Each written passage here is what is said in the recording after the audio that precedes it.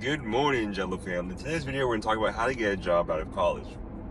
So, fun fact about me, during UCLA, I got a job at Google.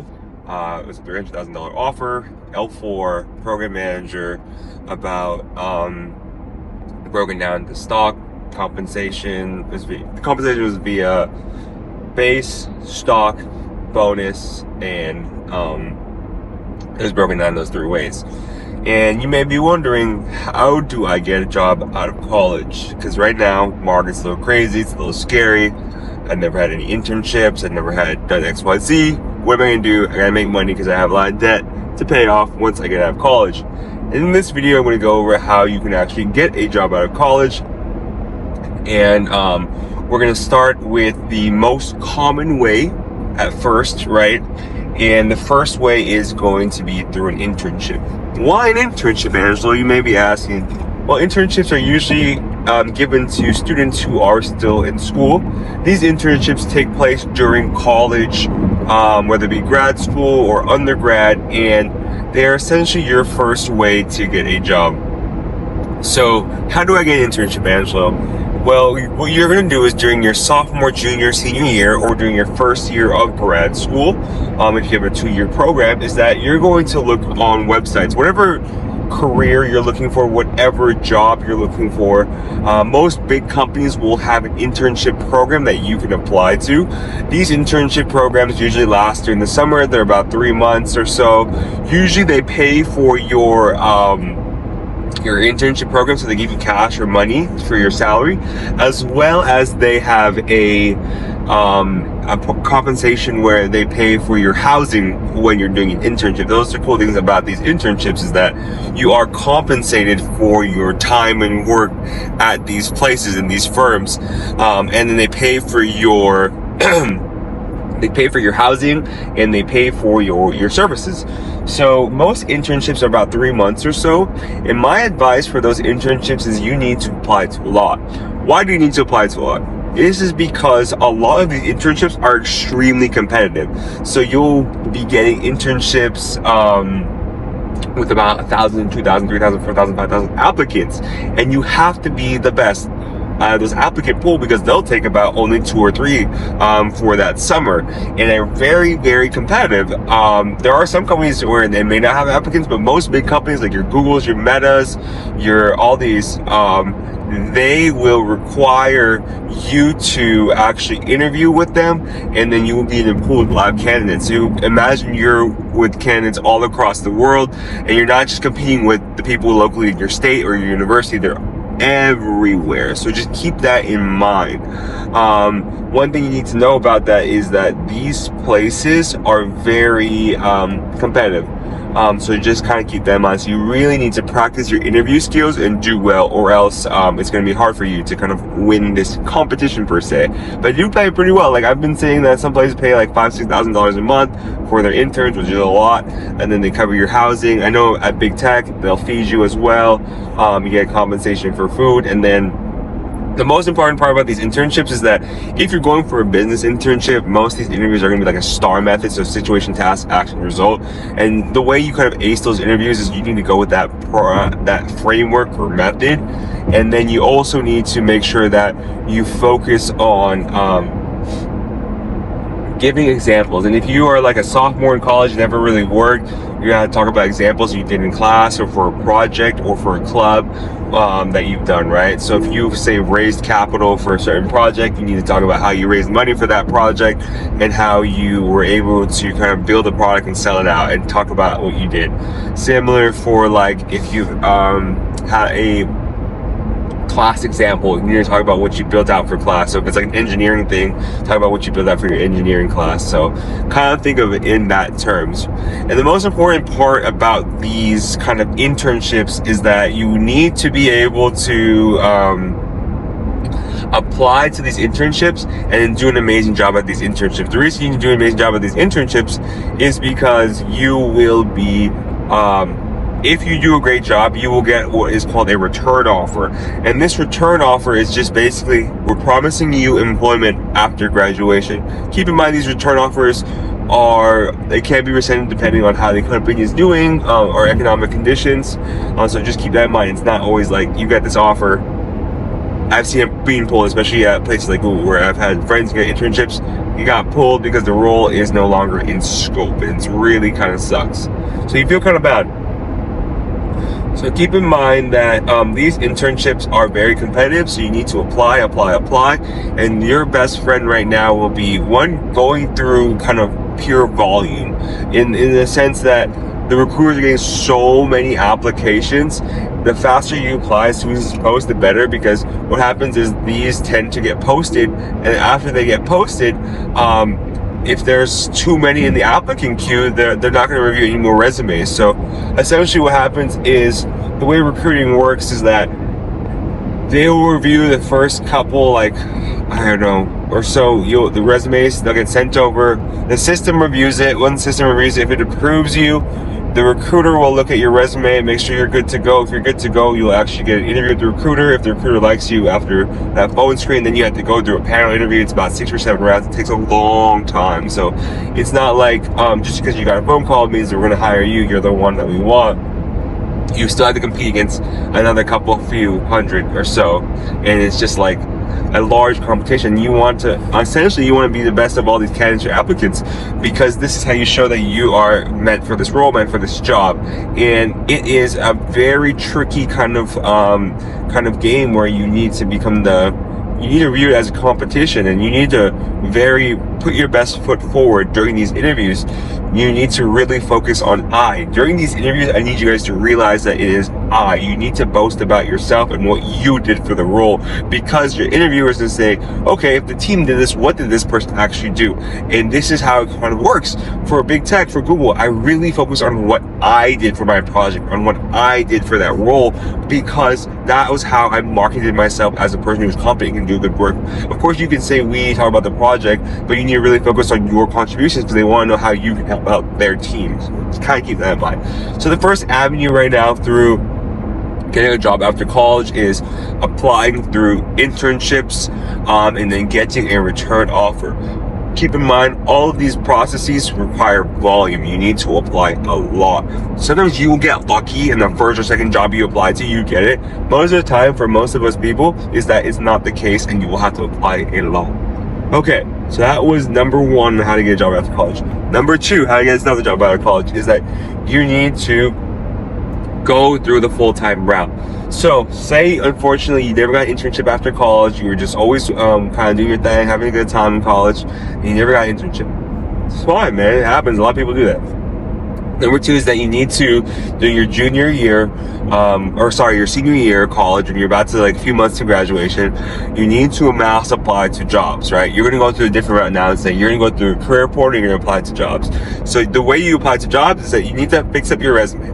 My advice to fix up your resume is go to your career counselor, go to, say, a school, like, say you type in Harvard Business School, Stanford, GSB, UCLA, Anderson, type in, like, resume examples, and then copy that template. So copy that template, whatever template they have, like, oh, this is a template of this job, this is a template of this job, and make sure your resume looks similar to what they have for their template. When you do that, you're able to show that, okay, I have a true and tried resume template that these schools, like these top schools, have been giving to their students, and then you can basically use those templates for whatever you're trying to do for your certain job, right? So when I was applying to roles, I would go to, like, Harvard's website or UCLA's website and say, okay, business school student resume example, and I would just copy that template. Like, with regards to that template, it's like more or less what they're doing. So if it's like a certain role that you're looking for and there's a certain template that the school already has, copy that template. Similar to, like, to the school, kind of like whatever you're applying to, just copy the template. And when you copy the template, you will have something that's true and tried and has worked, right? So you need to really optimize your resume for whatever you're trying to apply to. Number two, through that process, once your resume is good to go, you need to mass apply to these roles and look for those entry-level roles that require 0 to 1 or 0 to 2 years experience. This is because if you're applying to 3 or 5 years experience, you're going to be, like, put up against someone who has a ton of experience, and then you have to compete against them. And when you do that, you will honestly, like, you may not get the role because the person you're competing with has a lot of experience, they've done something, and they have concrete work experience, and they don't have to train that person as much, because when they have to train the person a lot, it's just kind of like it's a hindrance to the team, and they want someone who can just run and do the good job immediately, right? A lot of times you will realize at work is that it's sink or swim. Sometimes you'll have a great person who wants to teach you, show you the ropes, but most of the time they won't. And you gotta just figure it out and go. And that is the secret about work, is that it's like you're honestly going to be thrown into a fire, especially if the team needs headcount. They're usually trying to solve a problem. And if you can solve problems for the team, if you can help out for the team, then you will do a good job for the role. So that is my advice for you guys, is that when you graduate, that senior year of college, mass apply. And this can happen also too if you're out of college already. Don't let you think that just because you're out of college and you don't have a job doesn't mean you can't get a job. Mass apply to all your jobs, your roles. How do you mass apply? I would do about 100 a day when I was trying to find a job. And it's hard because a lot of times you will get denied, especially if you have no work experience, my friend. So 100 a day was my threshold.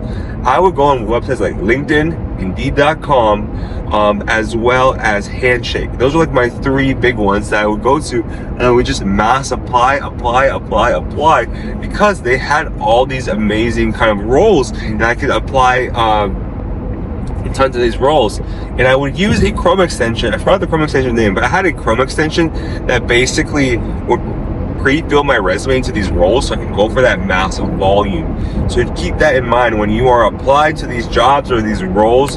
You may need to mass apply. That's okay. And in order for you to mass apply, you will go through a lot of kind of job applications. And when you go through these lot of job applications, just know for most of them, you will be denied a lot. And if you are denied a lot, it's okay, because you need to realize this is a numbers game, and you need to remove the emotions from the job search out of it. And I know it's very hard to realize that. Like, I gotta remove my emotions from it. This is kind of tough.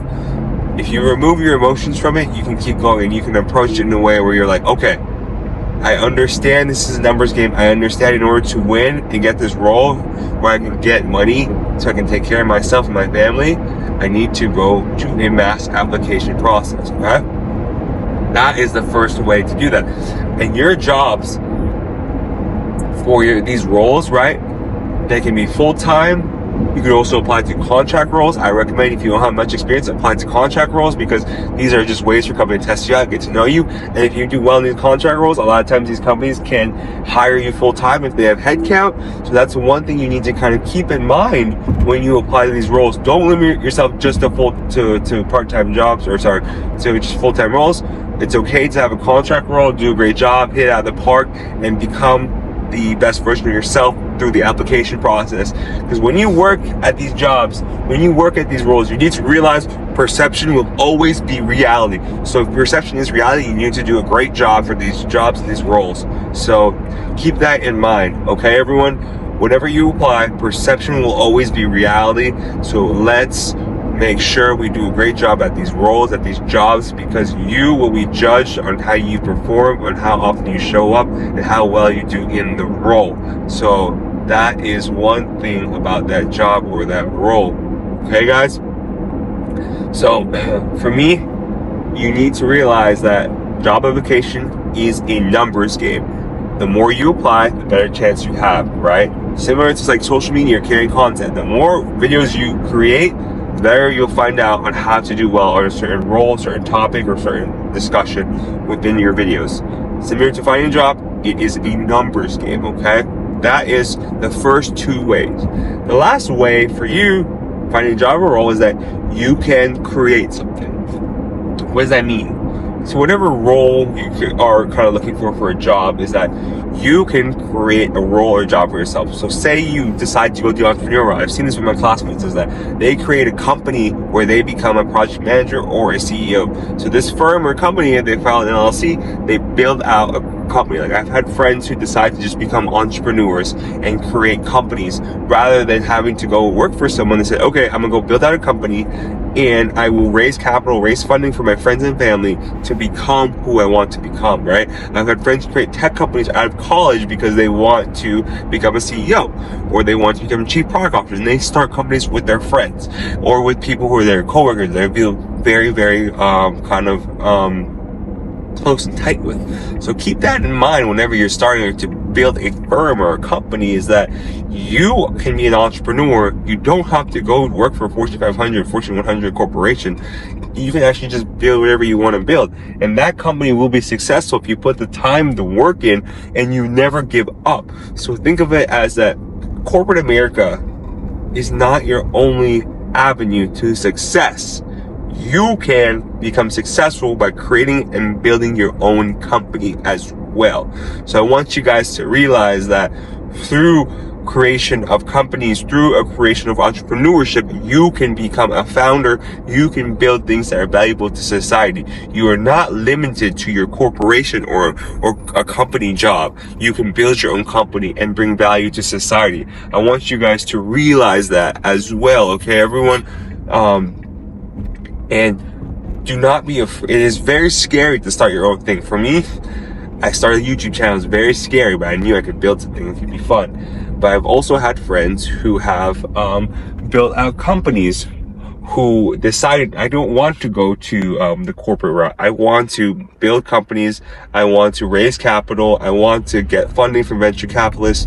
And that's how they did it, okay? So keep in mind that you are not limited to what's it called, to just whatever you see on corporate America. You can be the person to build out something. And the way you do that is you file an LLC, you create a product, you sell that product, you market it, and you bring value to people. So that's another way for that. I want to kind of go over one last time with what you need to do to start a company, get a job after college. Number one, internships. Look at internships. Internships are a great way for you to get a job in corporate America. Like we said, first thing you do, optimize that resume, make sure it looks good, show your projects, your classroom stuff, whatever you did for your company, for your project at school. And then by doing that, you'll be able to apply to jobs. When do you apply to jobs?